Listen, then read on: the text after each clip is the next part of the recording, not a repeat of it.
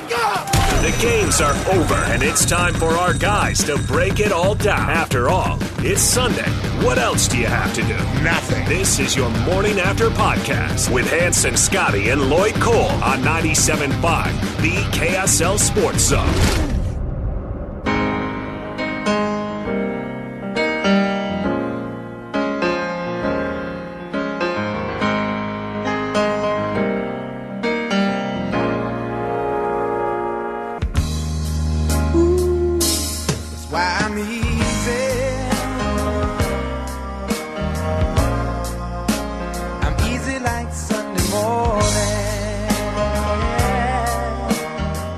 Good Sunday morning, everybody. It's another edition of the Morning After Podcast, and boy, do we have some stuff to talk about. BYU gets the win. Utah gets the win. Utah State does not get the win, but may have found their future quarterback, and we may even touch on a crazy game in Boulder with Colorado and Colorado State. But first, let's go to lovely Arkansas, shall we? Hans Olsen joining us from his hotel room. Hans, how are you, my friend? Well, finally got a couple hours of sleep. I am really still dizzy. I don't know where I'm at exactly. That game went forever. The post game was kind of long and extended, but man, alive. The energy that was coming out of that game in that stadium, that's about as fun of a venue and a moment that I've been a part of. All right, so let's get to it. You're out of the gate, 14-0, bam, bam, just like that. I was talking to our boss, Nate Dowdle, and he and I were both like, what is going on? Come on, BYU, you got to help us out here a little bit. We got a long football season. You can't lay an egg in Arkansas. And before you know it, it's 21-14, and BYU withstands the haymaker, and, of course, Arkansas would throw a couple more. But what were your thoughts when they were down 14-0 right out of the gate? It's that classic game that you take it was three plays that led to them being up 14-0. And during the broadcast, I said, I'm not worried. Like, this is not the worry point, because you can sit in a huddle and look at each other and say, it's three plays. You take those three plays, the punt return for a touchdown, the big breaking run that got past a safety, that BYU made some changes at safety right after that. They're like, no, we're not going to mess with this. And you take away those three plays and you're back to square one. So you can calm your nerves and you can say, hey, we can get back into this. They're not driving methodically on us. They're not absolutely pounding us. We just have to try to get this momentum back in our direction, and they were able to do that and overcome a terrible start. But it was rough. It was rough to start for sure. Lloyd, you were wrapped up the Utah post game at that point and watching this thing as well. Were you thinking BYU was in trouble? Yeah, definitely. I'm not going to lie. Hans is better than Hans knows the game better than you and I was thinking, oh boy, we're in for a long day here. My first reaction right when they scored that first touchdown, I was like, I even tweeted, I said SEC speed. That was all I said, SEC speed. I was like, and in fact, I was sitting there watching it with Jay Catch there in the studio, and then all of a sudden they had the punt return where he gashes right up the middle. And he was gone, and I was like, I tweeted out, rinse and repeat. I was like, this game, me and him looked at each other, and we both said, this game's over. There's no way they're not going to be able to keep up with this speed. And all of a sudden, they got some stuff going, and Jay Hill's defense was, they gave up points obviously, but that you could tell the difference. It changed the. It changed the field advantage, in favor of BYU at times. Like his imprint on the game was noticeable. Hans, there's so many different elements to talk about, but there was a lot of conversations earlier in the week about how LJ Martin was going to be the starting quarterback, and one of the things Aaron Roderick said was, well, the kid breaks tackles. He keeps plays alive. He doesn't go down with first contact. And you saw LJ on display in this game, and that first half performance he put on was really, really impressive. And this young man's got himself a bright future. First half was good. He had that big breakaway play that was really big for BYU, get the momentum going, get the BYU fans. There was probably 7,000 BYU fans in the stadium, be my guess. They had a good corner, it looked like, a good corner attention of that stadium. I was like, wow, that's a good showing. Yeah, it was. It was a really good showing, and they got really loud. And LJ was really good, but it's still not as much rushing yards. It was the rushing carries. We talked about it. What do we want to see? Over 20, right? And he hit 23 or 24. So it was the carries, but the yards just weren't there consistently. I think that it'll continue to improve, but they felt like they could throw the ball again. Here's what's crazy, guys. So you got Keanu Hill back and you got Cody Epps back. They do not log a single reception between the two of them. Epps should have had one, but he dropped it. Yeah, that was a bad drop. Yeah, it was. He threw it a little bit behind him, but you can't drop that. But he did. But it's crazy. It's crazy to me to think that they came out of this thing with a win, and neither one of those guys had a reception. Yeah. Parker Kingston was awesome. He had a receiving touchdown, and then he threw a touchdown on a throwback to Deion Smith. So that kind of reverse toss to Parker Kingston, and Parker Kingston throwing all the way back across the field, that was another big momentum grab just in the first half to try to get things back in BYU's direction. It was the classic Aaron Roderick, man. He's got such a good feel for when he can get in there and do something dramatic. So that was a really big moment. And LJ is going to keep coming along. He had some good moments. I just think he just needs to continue to grow. He is the rightful owner of the starting position. It just needs, that run game needs to get better still. Yeah. I mean, overall, Slovis, his yards are going to carry, obviously with sacks and things like that cuts down on yardage a bit. But, LJ Martin, 3.3 yards a carry. Smith, 2.5 yards a carry. Those are your running backs. Kingston had a carry, and Epps from, the wide receiver position. But, overall, and Aiden Robbins, look, I think we might be able to write him off now. I think he's certainly fallen out of favor with his coaching staff. But between Martin and Smith, you're looking at about 2.8 yards a carry.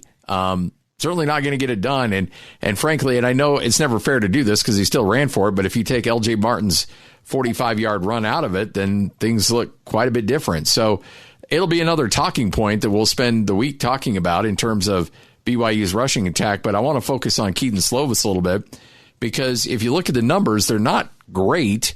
13 of 25 for, $167 and 2 touchdowns, but he didn't turn the ball over.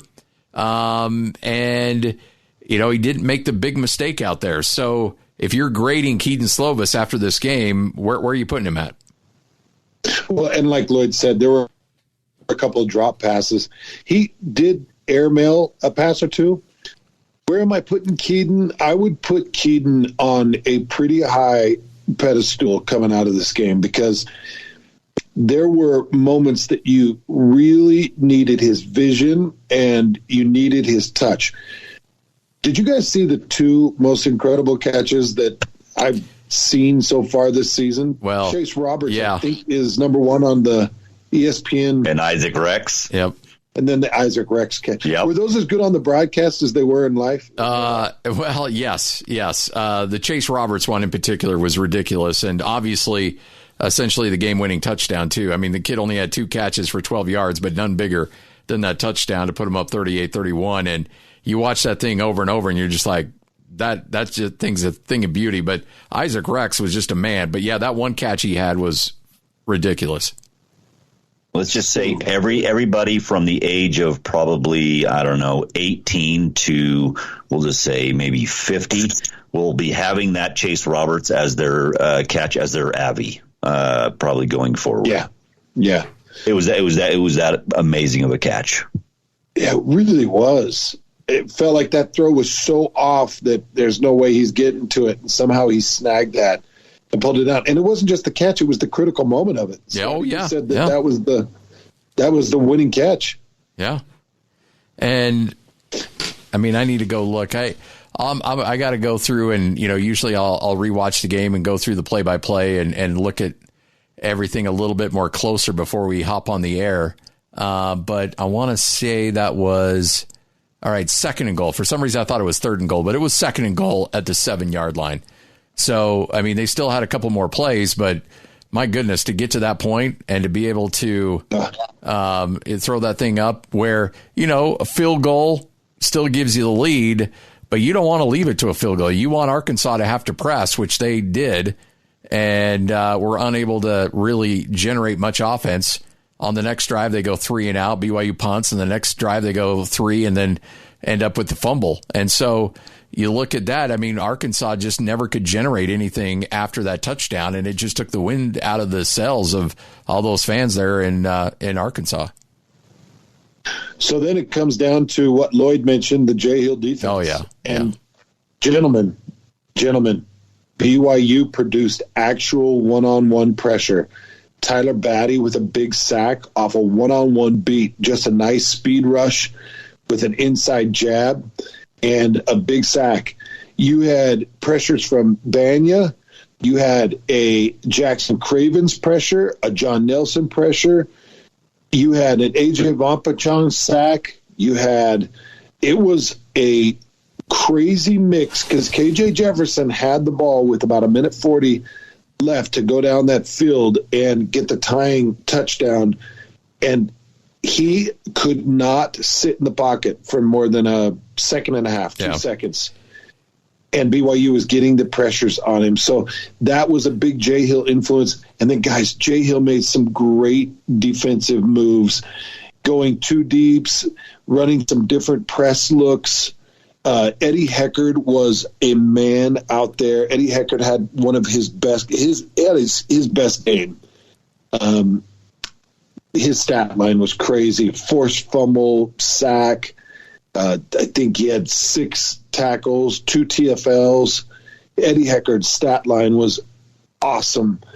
And they got pressure off of a 4-man rush, which, Scotty, the end of that game, the only thing you can do is rush 4.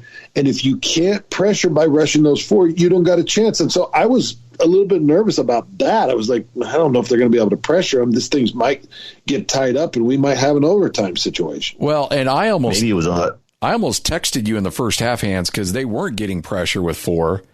And there was, through the second quarter when both offenses were kind of mowing up and down the field a little bit. And I'm like, and I thought about texting him, like, they're not getting pressure, Hands. This could be a problem. And then I'm glad I didn't because, well, first off, I didn't want to bug you during the broadcast. And then during the third and fourth quarter, I'm watching, I'm like, oh, I'm glad I didn't send that text because this team is absolutely getting there. And it's something that we just haven't seen from a BYU team in a really, really long time. And not just getting there, but getting there in pressure situations when you have to disrupt that quarterback and you got a super athletic dude dancing around the background, and they were able to get it done. I mean, when was the last time we saw 4 sacks in a game from a BYU defense? I mean, maybe it was against some sort of FCS opponent early in the season or something where they were able to do it, but I don't remember the last time. It's probably been a little bit. I don't remember the last time. I mean, that's been our big talking point was what did they have last year as a team? 15, something like that. 15 sacks. 13. I don't remember exactly what the net. Oh no, it was 15. 13? Yeah, you're right. Was it 15? It was 15 sacks. I mean, they did not got 4 in one game. Actually, they did have 4 against Baylor last year. That surprises me. That does. You go to 2021, they had 4 in a game against Arizona, the opening game of the season. And they had 5 against Navy. That doesn't count. That Navy team was trash in 2020. But, yeah, it's been a minute for sure. Okay, Scotty, we were pointing out that it happens like all the time. Okay. Lloyd, I'm just trying. You asked the question. When was the last time they got 4 sacks? Just kidding. It's early. It's early. I haven't had my coffee yet. I need to get. I didn't even have time to get coffee. You know, Hans. So, you know what I'm this. sorry. You know what this calls for.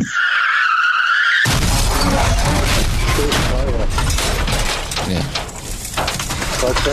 Yeah. Can you put the sounder in later? No, that's right there. Did you guys not hear it? No. There you go. Well, here it is again.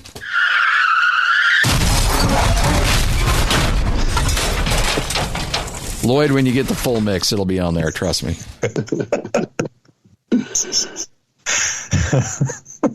There were so many amazing moments, you guys. The pressures were great. There was a fake field goal called, guys, that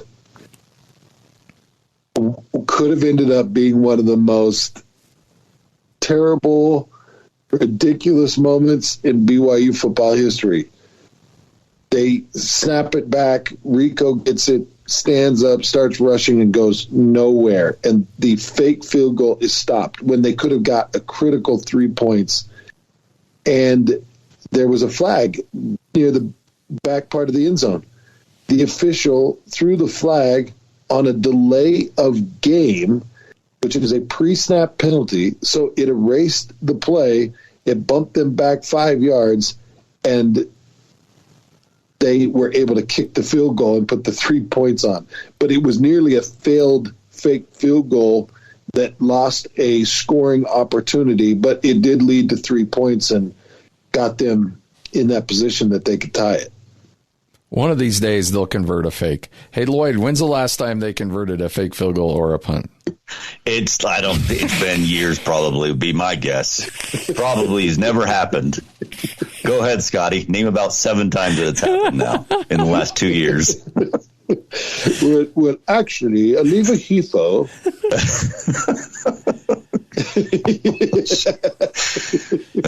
How many fake field goals can you fit in that RV? Oh, at least 40.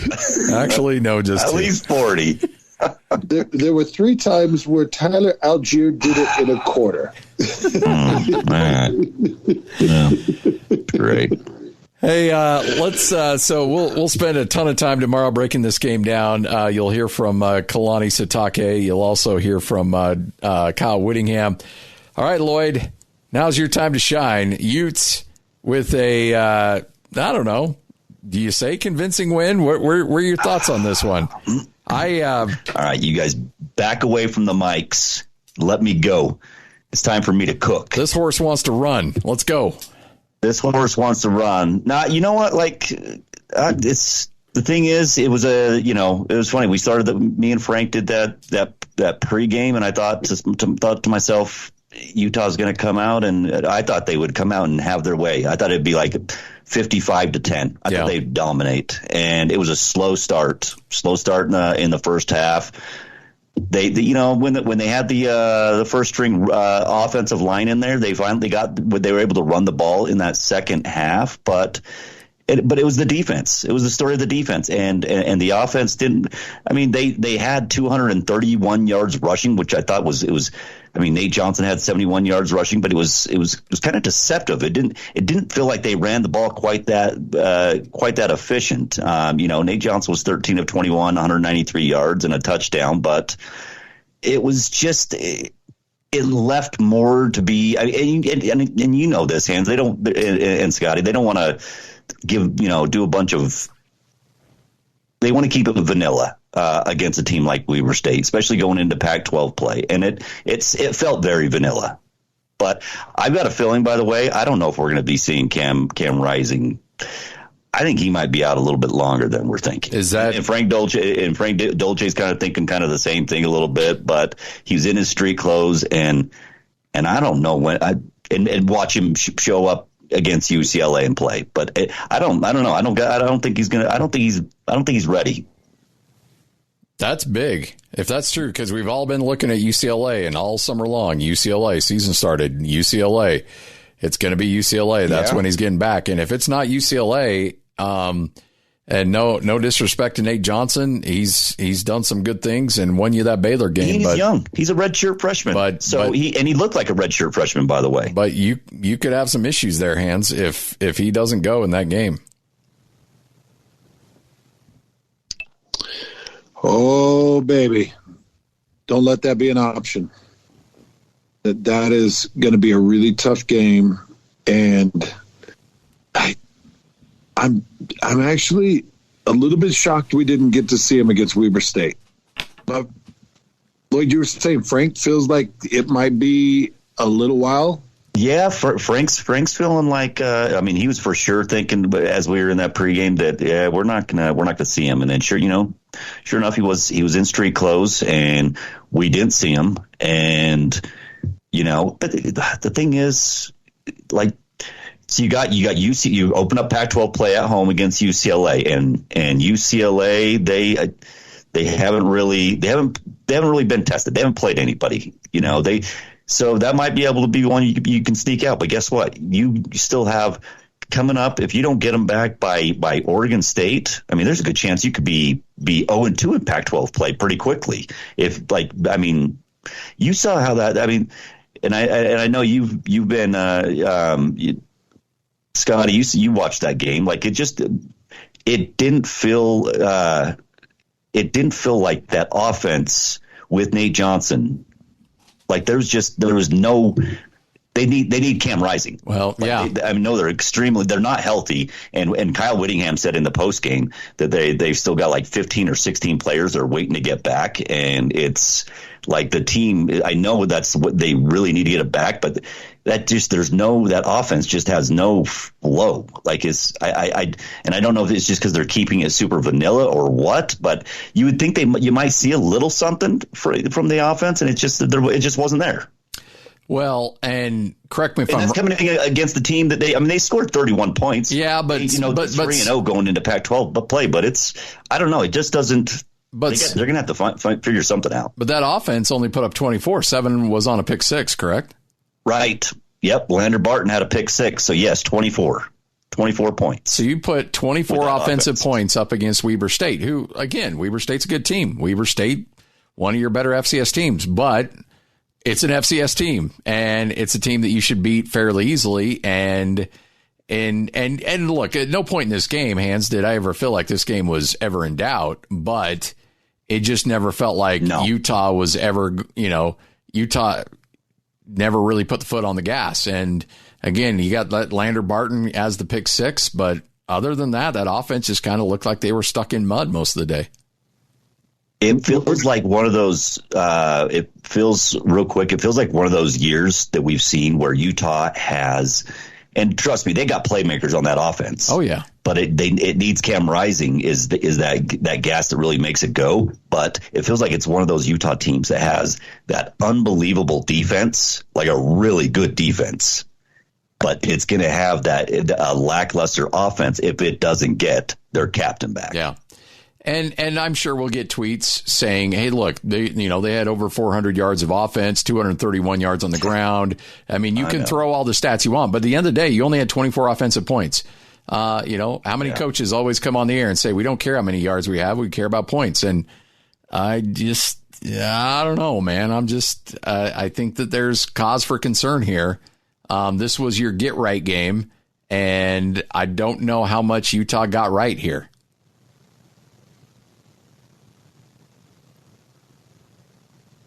Well, how did they divvy up the running?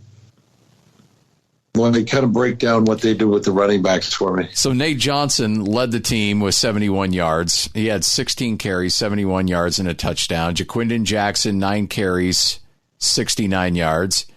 Jalen Glover, 12 carries, 47. Chris Curry, 6 for 23. And then, you didn't see Chris Curry until the third quarter. Yeah. Like, I was surprised. I thought you might see him a little bit earlier, but you didn't get him until the third quarter. And then I'm not going to count Daniel Wood or Charlie Vincent and Joey Cheek. So your big guns, Jaquindon with 9, Glover with 12, Curry with 6. And the three of those combined went for, 70, about 139, 140 yards. Well, I would criticize it, but that it's way better than what BYU did against Southern Utah. Yeah. And that's, well, okay. And this is, Hans, you and I have this conversation all the time. I mean, we can nitpick like crazy because we have high expectations for them. I mean, that's why we hold teams to a higher standard, is that because we expect, if you're the 12th team in the country, you need to play better than that. You need to beat Weber State by more than that. And so that's why I think that we analyze and I'm sure Utah fans are like, you're being really hard on these guys. Well, yeah, because we expect more from them. We expect this team to challenge for a Pac-12 championship team. Yeah. You're a 2-time defending champ. You know, your own coach said this is the most talented team I've ever had here at the University of Utah. And look, there's murmurings of a college football playoff team, but two things are going to have to happen for that to happen. Number one, you got to get right at quarterback, and number two, the offense has got to perform better. And those two are probably related. When Cam Rising comes back, this offense probably takes another step. If Dalton Kincaid came back, that'd be great. When Brant Keithy comes back, this offense will take another step. So, I know they're injury related, but still, like, I understand if Utah fans are getting a little antsy about what they've seen over the last couple of games. And by the way, Brant Keithy could very well be out further than Cam Rising. Geez, Lloyd, you're a little ray of sunshine today, man. I know. I'm just saying. It's just like there's just, I don't know. There's he could be a ways out, but the thing is they put maybe this is their get right game where they said, let's get some players healthy. I mean, they put out this injury, graphic on the game that said, all these players was going to be out: Cam Rising, Brant Keithy, Johnny Maea, Connor O'Toole, Travis Broughton, Junior Tafuna, who came back against Baylor but sat out this one. You had Cole Becker, the kicker, who missed the game with an injury, and Devon Vele also missed. So you had there's a couple new names that was on there that you didn't expect to be on there. I'm just not worried about it at all. After what I saw BYU do against Southern Utah and Sammy Houston, and then beating an SEC team on their field and looking like they belonged and having a defense really look like they belong, I imagine Utah's going to be getting to work for UCLA, and we're just going to see a full gambit. You got to press him back a little bit. I'm just bummed about the Cam Rising news. If that is the case, if he's out for another extended period of time. But so you're not worried if Cam's not back, you're still not worried about UCLA? And by the way, nothing reported on Cam. It's just that's just like a gut feeling. Lloyd's got a gut feeling. Yeah, and watch that gut feeling be completely wrong. So he just got a little Rodney Hood gastric distress. It's happened before.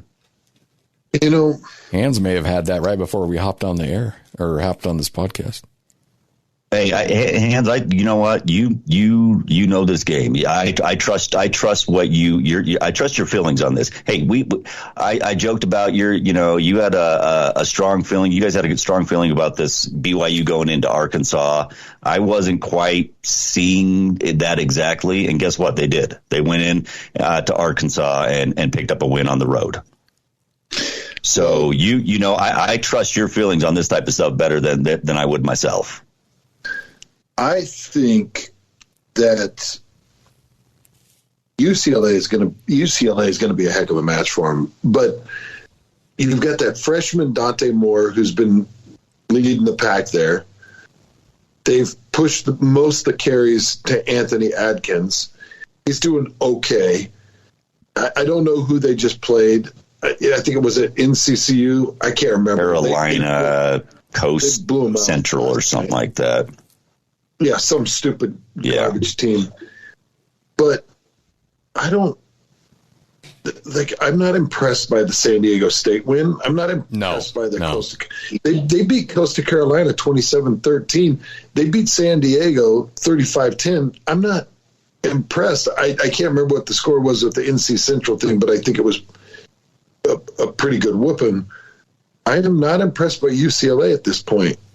and we'll do our film study, and we'll jump into it on a daily basis on the show. And as the week kind of progresses, I'll have more and more take on it. But yeah, Scotty, even without Cam Rising out there, I think there's some Nate Johnson stuff that you can do to possibly get this thing rolling. I do need to fully admit, as you guys know, I just busy with pregame and stuff. Oh yeah. I am going to be watching the game today, and so I can give a little bit better take. I'm not overly worried with it. With what I saw against Baylor and Florida, I think you're going to be able to hold up against UCLA.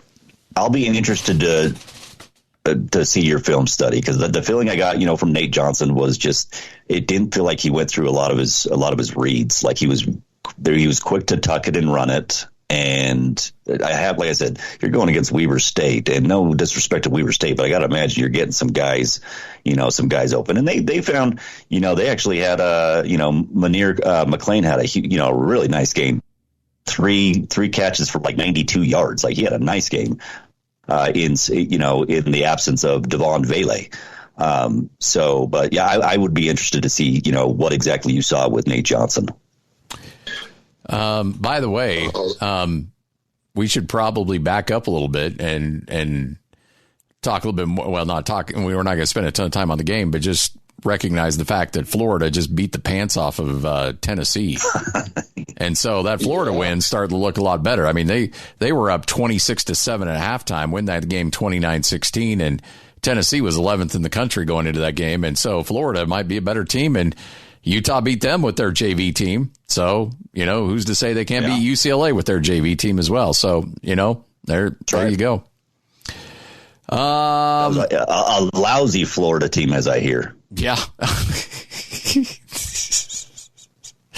Lloyd. That guy was getting. What are you doing, man? Badgered. That guy was getting badgered last night, right? Oh yeah, I'm sure. He was getting badgered last night. It was funny. Oh boy. Hans, you and I talked a little bit about this yesterday. The Utah State Air Force game is on Friday, and I was in Colorado Springs calling that one. Utah State got roughed up pretty good. They're down 22-0 right out of the gate. To me, the storyline in that game, well, there was a couple things. That Utah State defense just got mauled. And all Air Force did was run dive. They didn't even need to run pitch. They didn't need to go crazy with the triple option. They just ran fullback dive, and Utah State couldn't stop it. They got manhandled the line of scrimmage about as bad as anything I've seen in a while. They're down 22-0 right out of the gate and end up losing that game 39-21. The story in this game, though, going forward that I think is going to be fascinating, and I would anticipate that Blake Anderson will make an announcement on Monday. He'll certainly talk to us on Tuesday when he comes on for his weekly conversation. But if people have been listening closely, if you're a Utah State fan, you've been listening closely to the show, I've been hinting at the fact that the McKay Hillstead era was very close to beginning in Logan. Cooper Lega, love the kid. He's done a lot of great things for Utah State, but just had not made the progression that he needed to from last year, taking over the last 7 games as a starter, and coming into this year. Just happy feet, not quick decisions, not getting the ball off in time, making poor decisions with where he's going with the ball. And he had a miserable night that first quarter. Had a fumble at his own 11 when he held onto the ball too long. That gave Air Force a short field. They turned that into a touchdown, went up by 2 scores. And then the one drive he got going, had made 2 nice throws, and then just stared down a receiver and threw a really bad interception. And after that, he goes to the sideline, and I'm looking at Blake Anderson, and I know it's like, oh, that kid's done. You can tell with the language on the sideline and the body language. And he does not go to Levi Williams. He goes to McKay Hillstead. And while Utah State lost that game, Hands, for a kid that was playing for Skyridge High School just last year, he came in and he played really well. Now, the defense still couldn't get stops and really couldn't, give the offense opportunities to get them back in the game. But he throws for 3 touchdowns, over 220 yards. Air Force realizes he's a true freshman. They're throwing all kinds of crazy corner blitzes, and he takes a couple sacks. And there were some things that he wasn't ready for. But I think this kid's got a really bright future. I've talked a lot about how the coaching staff has fallen in love with him. They think he's the future.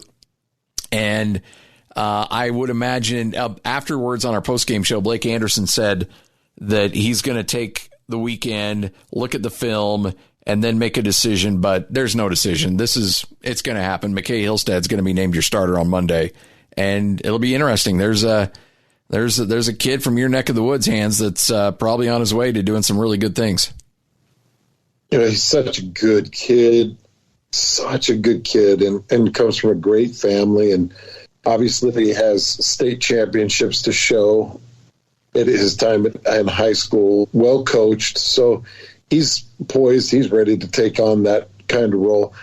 I'm just curious, how many years of eligibility does Cooper have left? Because I'm just wondering, does he jump in the portal now? I think he's done.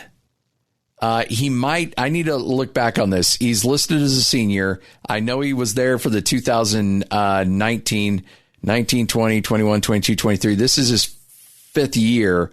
I just don't know if he used any eligibility that first year because he would still have his COVID year. So that's going to be interesting. I don't know if Levi Williams will stick around. There's some rumblings that he might be looking to pursue other opportunities because he's not been named the starter, but he's got there's some relationships there that could keep him there at Utah State. If I'm Cooper Legas, I'm probably hitting the portal, but that quarterback room could dry up really quick. And it's always really hard to recruit a quarterback when you give the job to a true freshman and you realize, well, geesh, he's the guy and he's got a ton of eligibility. Is that somewhere where I really want to go? So, yeah, I mean, there's, that could be difficult. But yeah, if Cooper, I'll check into that. I'll have an answer for you on Monday as to the eligibility of next year for Cooper Legas. But again, Cooper's a really good kid, and I know you've fallen in love with him. You know his family really well. Wrestling state champ, track and field state champ. He's just a really good kid, but just didn't quite make the progress that he needed to going into this season. So imagine being Levi Williams, Lloyd. Like, you leave Wyoming, you've got a starting gig, and you leave, and now you can't even get on the field before a kid that just stepped off a high school field. College football is a cruel, cruel world. You gotta. Yeah, that's a bummer deal. But you know what? If you're an Aggie fan, when you see a young kid like this come in and step in, and you see all of a sudden you see how bright your future can be, and that's got to be, somebody that's young. That obviously you're going to have some bumps and bruises, but I saw, watching some of his play, he had a definite different presence back there than Cooper Legas. Well, the game of the night last night, Colorado they were dead. They were done. Down 11 late. Dallin Holker with a beautiful catch, former Cougar, sneaks into the end zone. It's 28-17. Shadur Sanders is doing everything he can, but Colorado State's just bullying that team. And they go down, they kick a field goal. Colorado State decides not to go for it on a 4th and 2. Beautiful punt, pins him at the 2-yard line. Shadur Sanders has just over 2 minutes to go the length of the field, needs a touchdown, needs a 2-point conversion. And Lloyd, he does just that. He leads them right down the field. They get the touchdown, the 2-point conversion, double overtime. Not a fan of the call, although it's the right call. I mean, letter of the law, I get it, but it backs Colorado State up. They're unable to get the touchdown to send it to a triple overtime, and Colorado pulls off the miracle as the dream season for Deion Sanders continues on. And it wasn't without a lot of heart and without a lot of heartburn in this one. And props to Colorado State, they fought like crazy, but at the end it was Coach Prime getting his W. Well, I just want to see the on-field camera of those two meeting in the middle of the field. I saw later in the evening yesterday that he told the camera crews, get yourself ready for this handshake. So have you seen or heard anything? I'll have to jump on. I watched it. It didn't seem overly confrontational. It was funny because Shedeur, I don't know if he wanted to get camera time or what, because he was right there. He made his way next to Dion as he went to Coach Norvell, and Norvell reached in. It looked like Norvell was doing more talking than Dion was. But overall, I don't know, Lloyd, did you watch it? It didn't seem overly confrontational to me. Yeah. And I think the way the game played out, had it been a 62-3 game like we all thought it was going to be, it might have taken on a different tone. But I think deep down, Dion knew they may have gotten away with one, so he was a little bit more conciliatory than he would have been otherwise. I'll tell you what, Colorado State, that team, they had a lot of heart in that game. And it's not to say Colorado didn't either, but there was something extra with every one of their hits. I mean, you saw that hit on Travis Hunter that was, that was one of those shots that was put on him. And by the way, he ended up having to go to the hospital. Not sure what his status is, but it was one of those shots where it was just sure, it was a little bit, maybe it was a little bit late, but it was one of those shots to let him know, hey, I'm going to be here all night long, and you better have your head on a swivel because I'm going to put a pop on you. And that's exactly what Colorado State was. Extremely physical in that game. Yeah, I felt like they were the more physical team.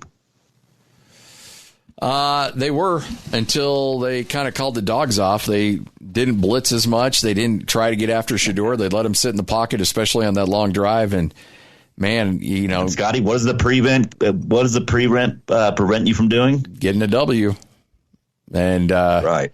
But I tell you what, though, man, Shedeur Sanders, you want to not like the kid, which isn't fair. I mean, you shouldn't say that, but deep down, I think a lot of us are kind of rooting against Colorado because they put themselves out there. But I'm telling you, man, this kid is just phenomenal. And he took nasty hits. That shot he took from Kamara that they threw the flag on, when he pile drived him into the ground and just put him right on top of his shoulder. I'm thinking that sucker's separated. And he gets up and says, all right, let's go.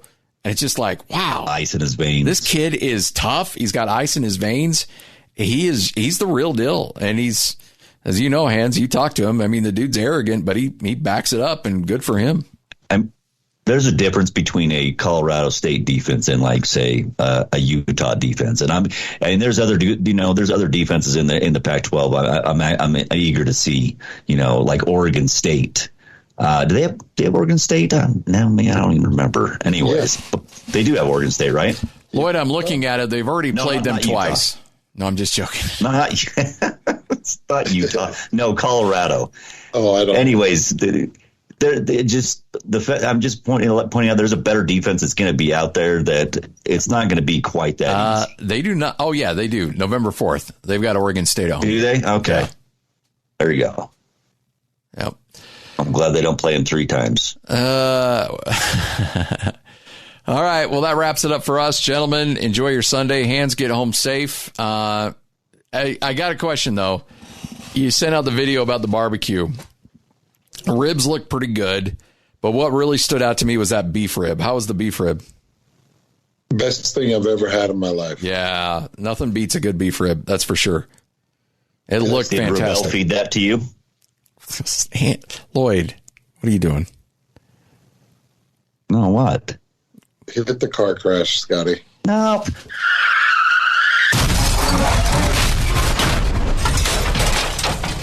There you go.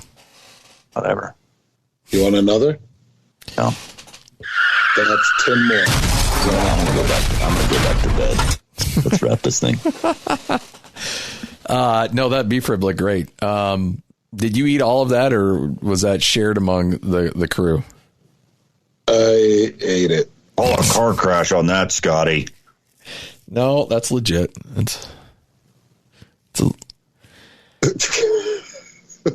We're all still punchy. All right. That was a long game. Well, sounds good, gentlemen. We'll kick off the show tomorrow at noon. Hans Olsen, Scott Garrard, Lloyd Cole. It's your Morning After podcast. We do ask that you not only listen, and thank you for listening if you made it this far. Second of all, we ask that you tell a friend. And then third, whether you're using iTunes, Spotify, whatever, please subscribe, leave a rating, maybe even a comment, as long as it's nice, because, we're sensitive about that stuff. So we would appreciate all the support you can, because it helps keep us employed. It's the Morning After Podcast. Hans, Scotty, and Lloyd. This is 97.5, the KSL Sports Zone.